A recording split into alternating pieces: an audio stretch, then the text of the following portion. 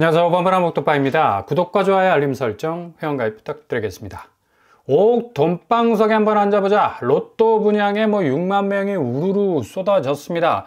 최근에 일어난 현상이죠. 서울 신축도 요즘에는 무순위 줍줍으로 잔여 물량 털어내기 위해서 엄청나게 지금 몸부림을 치고 있는 상황에서 또 다른 신축 분양이 강남, 그것도 서울 상급지에서 나왔는데, 어찌 보면 분양가가 고점에 물려 있기 때문에 많은 사람들이 접근하기는 조금 부담스러운 면면이 많죠. 그럼에도 불구하고 이거 무조건 당첨되고 깃발 꽂으면 로또다. 6만 명이 우르르 몰렸다는 건데, 지금같이 부동산 시황이 별로 좋지 않은 상황에서 로또라는 키워드도 좀 어색한 그런 말인 것 같고요. 바로 레미안 페라 방배동에 위치해 있습니다. 서초구에 자리 잡은 아파트인데, 여기가 신축 분양이 마무리가 됐죠. 34평 분양가가 23억 8천만 원. 어마무시합니다. 평균 경쟁률이 그럼에도 불구하고 151.62대 1을 찍었습니다. 59제곱 분양가가 17억, 84제곱이 24억, 106제곱이 29억, 거의 30억 가까이 되네요. 그만큼 앞으로 방배동의 가치가 크다라는 어떤 이 메리트가 충분할 수 있다라는 전망이 깔린 상태에서 이 시행사가 분양가를 어마무시하게 올려놨는데, 이런 분양가에도 콜 하면서 많은 사람들이 뛰어들었다는 얘기죠. 레미안 원 페를라 268가구를 모집하는 1순위 청약을 진행한 결과 4635명, 특별 공급 합치면 6만 명이 넘는 숫자가 몰렸습니다. 평균 경쟁률이 150대 1을 찍었고요. 가장 인기 있는 평형이 역시 분양가가 분양가이다 보니까 59제곱 소형 평수에 주로 몰렸습니다. 59B제곱이 307대 1의 경쟁률을 찍을 정도로 굉장한 어떤 뜨거운 양상이, 과열 양상이 전개가 됐는데, 그만큼 레미안 원페를라 잠재성이 크다라는 어떤 반증을 보여주고 있다라는 점도 있겠지만, 이게 실질적으로 주변 아파트 시세의 어떤 이 궤적을 보면 그닥 그렇게 이전처럼 강남에서 나온 신축 분양가 대비 앞으로의 미래 가치가 그렇게 해서 장밋빛 전망을 드러낼 그런 사실은 아니다라는 것을 볼 수가 있죠. 이 수역을 중심으로 해서 모여있는 아파트들 보면 대체적으로 19억에서 20억 정도 찍고 있고요. 그리고 레미안 원페를라가 위치하고 있는 이 아파트들 보면 대체적으로 11억짜리도 있고 19억짜리, 20억짜리, 또 30억짜리도 있는데, 이게 전체적으로 보면 개포동의 매매 실거래가, 그러니까 대체적으로 지금 집값의 하향세를 고스란히 반영하고 있는 그런 가격 지표인데, 방배 현대 홈타운 1차가 3억 1천만 원 하락하고 있고요. 3호 2차가 2억 5천 하락, 3호 1차가 2억 2천 정도 하락하고 있습니다. 두 달 상간의 거래임에도 불구하고 상당히 10% 이상의 하락 궤적을 찍고 있는 걸 볼 수가 있죠. 방배동 집값도 그리 아주 예전처럼 단단하게 가지 못한다는 것을 볼 수가 있습니다. 전세가도 마찬가지입니다. 롯데캐슬 아르떼 역시도 7억 5천, 62% 정도 빠지고 있는 그런 추세를 보이고 있네요. 그리고 사만 나띠르빌, 굉장히 아파트 이름이 좀 어렵죠. 6억 5천 정도 하락하는 그런 어떤 추세 보이고 있는, 여기는 특수관계인가의 어떤 전세 거래일 가능성 높아 보입니다. 아무튼 방배동 전세가도 전체적으로 강남 상구의 전세가 하락 양상과 고스란히 같이 결을 하는 그런 어떤 모습을 보여주고 있습니다. 서울 상급지 분양가는 이렇게 미친 수준으로 가고 있는 거고, 반대로 무순위 줍줍으로 나오는 아파트들, 요새 서울에서 많이 지금 쏟아져 나오고 있는 추세를 보이고 있는데, 몇 년 전 가격으로 나오기 때문에 미친 틈새를 보이고 있죠. 이 부분도 문제가 돼서 국토교통부에서 무순위 줍줍은 무주택자만 가능할 수 있도록 아마 3월에 법령을 고칠 가능성 높습니다. 그럼에도 불구하고 이렇게 계속해서 쏟아져 나오는 이 신축 분양가의 엄청난 고점 대비 몇 년 전 가격으로 나오는 무순위 줍줍 가격이 그래도 매력이 있기 때문에 결국 낚싯대를 던져보는 겁니다. 고기가 물든지 안 물든지 하늘에 다 맡기고, 자신을 럭키세븐을 맡기고 지원하시는 분들이 많은데, 일단 매주 하는 로또보다는 확률이 확실히 더 높다는 얘기죠. 이런 차원에서 지난번에 소개해드렸던 흑석자이, 역대 최고 경쟁률을 기록한 곳이기도 한데, 3월 달에 또 DH 퍼스트의 아이파크 무순위 줍줍, 작년에 나왔었습니다. 여기가 작년에 나왔었는데 다음 달에 또 나올 가능성이 높다라는 소식이 들어와 있습니다. 지난번에 공급된 가구는 3, 4제곱, 5, 9제곱, 132제곱, 그러니까 아주 초소형에서 중대형까지 뭐 굉장히 범위가 넓었는데, 그 당시에 나왔던 분양가가 3, 4제곱이 6억 7천만 원, 5, 9제곱이 13억 2천만 원, 132제곱이 22억 정도 되죠. 이번에는 3, 4제곱, 5, 9제곱에서 나올 가능성 높고요. 3, 4제곱이 동일한 분양가로 6억 7천만 원, 5, 9제곱이 13억 2천만 원 정도로 예상이 됩니다. 이렇게 상급지 줍줍이 쏟아지는 이유, 일단 가치 체계 자체가 지금 밀리고 있죠. 아무리 강남 아파트라 해도 10억 이상 뭐 뚝뚝 떨어지는 것도 종종 등장하고 있고요. 앞으로의 미래 가치, 자격 검증에서 밀리고 있고, 그리고 이 자격 검증, 그러니까 아파트 자체의 어떤 가치를 계속해서 밀고 나갈 수 있는 그 원동력이 될 수 있는 힘이 딸리다 보니까 자금 경쟁에서 퇴보하는 현상이 일어나게 됩니다. 뭐 가까스로 온 세상 모든 자금을 다 끌어모아서 이 아파트 샀는데, 앞으로 이 아파트가 내가 지불한 비용보다 더 높아질 가능성이 없어질 것이라는 공포감이 사로잡고 있는 거죠. 그만큼 시장에서의 자금 선순환이 개인도 심각한 어떤 지경에 이를 정도로 지금 자금이 말라가고 있는 상황이 벌어지고 있습니다.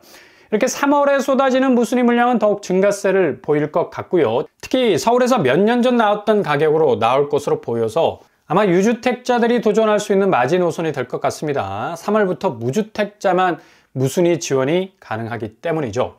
여기 DH퍼스트의 아이파크는 기본적으로 지금 형성되어 있는 매매가가 3, 4제곱이 13억 2천입니다. 근데 분양가는 6억 7천만 원, 한 7억 정도의 이 차이를 보이고 있네요. 그리고 5, 9제곱은 13억 2천만 원으로 나오면 지금 매매가 형성이 23억 9천으로 돼 있죠. 뭐 거의 10억 정도 차이가 나네요. 그렇다면 잔금 처리도 뭐 전세로 가능할 수 있어서, 뭐 3, 9제곱 같은 경우는 전세가가 지금 6억, 거의 뭐 지금 분양가랑 뭐 비슷비슷한 추이를 보여주고 있고, 5, 9제곱 역시도 전세가가 11억, 분양가가 13억이니까 약간 차이가 나는 그런 어떤 양상을 보이고 있네요. 아무튼 전세가로 말미암아 세입자 빨리 드리는 분들은 잔금 처리 확실하게 해볼 수 있는 그런 어떤 틈새도 있을 것 같습니다. 그리고 개포동 이 실거래가를 보시면 여기도 2달 상간에 굉장히 큰 폭으로 떨어지는 것도 있고요. 레미안 블레스티지가 거의 뭐 5억가량 하락하고 있습니다. 우성 8차 역시도 3억 1천만 원 하락하고 있고요. DH퍼스트의 아이파크 역시도 1억 5천 정도 하락하는 추세를 보이고 있습니다.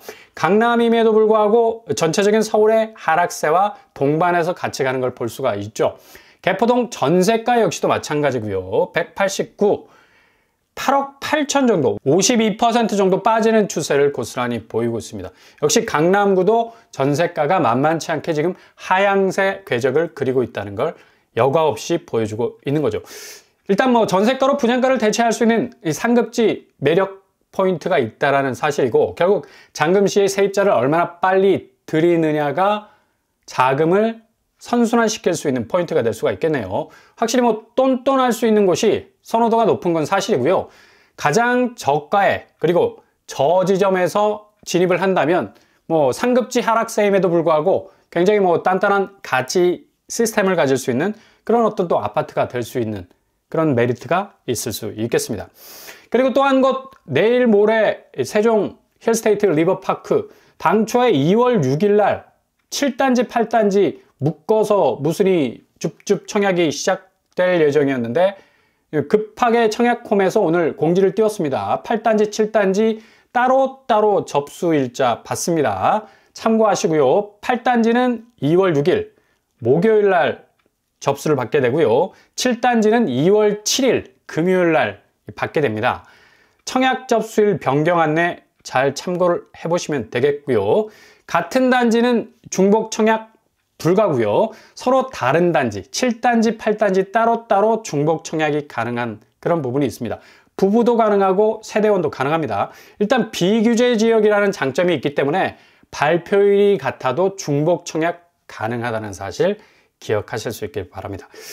한편으로 이렇게 한국 부동산 시장이 좀 혼조세를 보이는 반면 가장 이 미국의 금융시장의 변화에 아주 예민하게 반응할 수 없는 아주 특징적인 특징을 가지고 있는 한국 부동산 시장, 지금 비상하게 돌아가고 있는 미국 자본시장을 바라볼 수밖에 없는데 엊그제 중국에 대한 10% 관세 실행, 미국이 본격적으로 시작하지 않았습니까? 근데 미국 주식이 상당히 떨어질 거라는 예상을 깨고 아주 거뜬하게 버티고 있는 걸 볼 수가 있습니다. 역시 뭐 당초 예상 범위 안에서의 동선으로 관세가 진행이 되고 있기 때문이죠. 당초 뭐 중국에 대해서는 뭐 거의 60% 이상 관세를 때릴 거라는 어마무시한 관세 전쟁이 시작되지 않을까라는 예상을 깨고 2월 1일부터 10% 관세를 때렸기 때문에 시장의 충격이 좀 덜한 것 같고요. 캐나다와 멕시코는 예상 범위 밖이어서 여기는 25% 관세를 때리려 하다가 당초 그 계획과는 달리 한 달 정도 유예 시간을 줬죠. 그래서 시장이 좀 안도하는 모습을 보여서 어제 다우산업과 나스닥, S&P 500 하향세를 그리다가 다시 올라서는 모습을 보여주고 있습니다. 뉴욕 증시가 무역 전쟁 우려에도 협상 기대에 상승하는 모습, 나스닥이 1.4% 정도 오르는 모습을 보였습니다. 앞으로 관세 이 방향이 어떤 식으로 진행이 될지 좀 지켜봐야 할 대목이고요. 그리고 또 한 가지 포인트가 미 노동부 구인 이직 보고서에서 12월 구인 건수가 760만 건, 전월 대비 55만 6천 건 감소했다고 밝혔죠. 이게 상당히 좀 의미 있는 지표인 게 이렇게 이 구인 건수가 훅 떨어지게 되면 3년 8개월 만에 9월에 최저 수준으로 떨어지면서 미국 연준이 0.5포인트 금리를 내리는 빅컷을 단행했었습니다. 똑같은 어떤 분위기로 가자면 지금 연준이 인플레이션 우려 때문에 기준금리를 동결하고 나섰는데 앞으로 기준금리를 또 하향 쪽으로 움직일 가능성도 있어 보입니다. 확실히 고용 안정성 부분에서 빨간불이 들어오게 되면 어떻게 해서든 경기 부양을 할 수밖에 없는 미국 연준의 입장이기 때문에 기준금리의 방향이 또 급격하게 선회할 수 있는 그런 어떤 의미로 파악이 되고요. 안전자산으로 지금 자본이 계속해서 몰려들 수밖에 없는 상황이죠. 금값이 계속해서 오르고 있습니다. 어제 3.19% 정도 올랐네요. 그만큼 안전자산에 대한 선호도가 계속적으로 높아질 수밖에 없고 보호무역 전쟁으로 말미암아 관세 부분이 상당히 미국 경기 부분에 있어서 불안정성 그리고 물가 부분에서의 어떤 공포감을 계속적으로 흘리고 있는 마당에 가상화폐 같이 비안전자산의 자본이 빠져나가는 현상이 지금 보여지고 있습니다. 비트코인, 이더리움, 리플, 솔라나, 도지코인 등등 해서 지금 가상화폐 시장이 2월 달에 굉장히 비트코인과 알트코인이 강세를 보일 것이라는 전망, 지금 관세 부분 때문에 굉장히 영향을 받고 있는 것은 사실이죠. 결국 트럼프는 가상화폐로 5경에 가까운 미국 빚을 청산하려는 최종적인 목적을 갖고 있기 때문에 2월 달에 가상화폐 시장은 다시 한번 과열될 가능성 아주 많아 보이고요. 이와 연계해서 한국 부동산은 신축의 고점, 구축의 저점, 지금 크로스된 상태인데 이후에 동반 궤적으로 갈 가능성 아주 높습니다. 그만큼 집값 자체가 하향화되고 있는 추세에서 지금 고점에 걸려있는 분양가를 끌어내릴 가능성이 높기 때문에 잘 지켜보시면서 틈틈이 나오는 무순위 줍줍 시장, 몇 년 전 분양가로 나오는 것들 정말 아무 생각 없이 던져놓을 수 있는 것 아니겠습니까? 그래서 뭔가 가격적인 경쟁력 부분에 깃발을 꽂을 수 있는 기회도 있을 수 있으니까 잘 지켜보시면서 도전하실 수 있길 바랍니다.